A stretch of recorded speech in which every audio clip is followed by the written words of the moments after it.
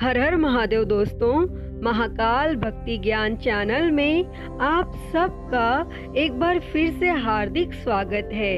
दोस्तों, इस सावन माह में आज मैं आप सभी के लिए भगवान शिव और एक वैश्य की बड़ी ही सुंदर कहानी लेकर आई हूँ। तो आप सभी इस कहानी को अंत तक जरूर सुनिए। सुप्रिय नाम का एक बड़ा धर्मात्मा और सदाचारी वैश्य था। वह भगवान शिव का अनन्य भक्त था। वह निरंतर उनकी आराधना, पूजन और ध्यान में तल्लीन रहता था। अपने सारे कार्य वह भगवान शिव को अर्पित करके करता था तथा मन, वचन और कर्म से वह पूर्णतः शिवार्चन में ही तल्लीन रहता था।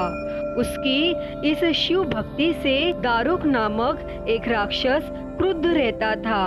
उसे भगवान शिव की पूजा किसी प्रकार की भी अच्छी नहीं लगती थी। वह निरंतर इस बात का प्रयत्न किया करता था कि उस सुप्रिय की पूजा अर्चना में विघ्न पहुँचे। और फिर एक बार सुप्रिय नौका पर सवार होकर कहीं जा रहा था। तब उस दुष्ट राक्षस दारुक ने यह उपयुक्त अवसर देखकर उस नौका पर आक्रमण कर दिया और उसने नौका में सवार सभी यात्रियों को पकड़कर अपनी राजधानी में ले जाकर कैद कर दिया। लेकिन सुप्रिय कारागार में भी नित्य नियम के अनुसार भगवान शिव की पूजा आराधना करने लगा और अन्य बंदी यात्रियों को भी शिव भक्ति की प्रेरणा देने लगा।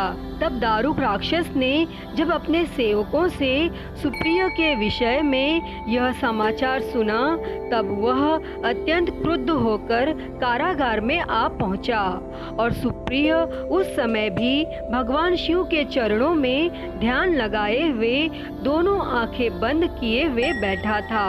तब उस राक्षस ने उसकी यह मुद्रा देखकर अत्यंत भीषण स्वर में उसे डांटते हुए कहा, अरे दुष्ट वैश्य, तू आंखें बंद कर इस समय यहाँ कौन से उपद्रव और षड्यंत्र करने की बातें सोच रहा है। लेकिन उसके यह कहने पर भी धर्मात्मा शिव भक्त सुप्रिय वैश्य की समाधि भंग नहीं हुई।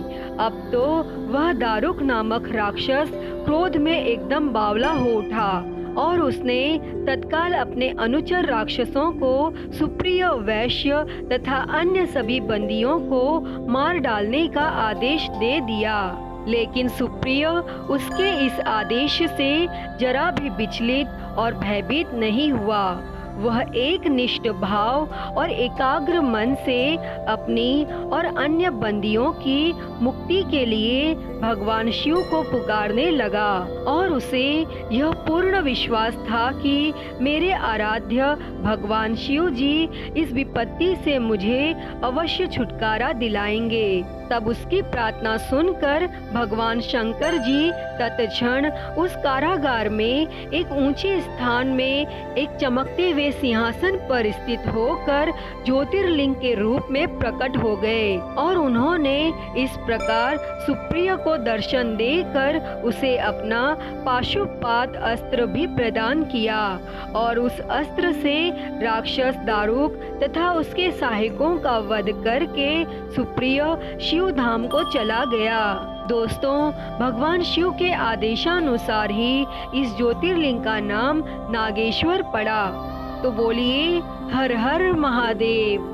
तो दोस्तों, यह थी भगवान शिव और सुप्रिय नामक वैश्य की बड़ी ही सुंदर कहानी। अगर यह कहानी पसंद आई हो तो इस वीडियो को लाइक करें और अपने परिजनों के साथ शेयर करें तथा कमेंट में हर हर महादेव लिखना ना भूलें। और अगर आप मेरे चैनल पर नए हैं तो मेरे चैनल को सब्सक्राइब कर नोटिफिकेशन बेल को जरूर ऑन कर लें। हर हर महादेव। धन्यवाद।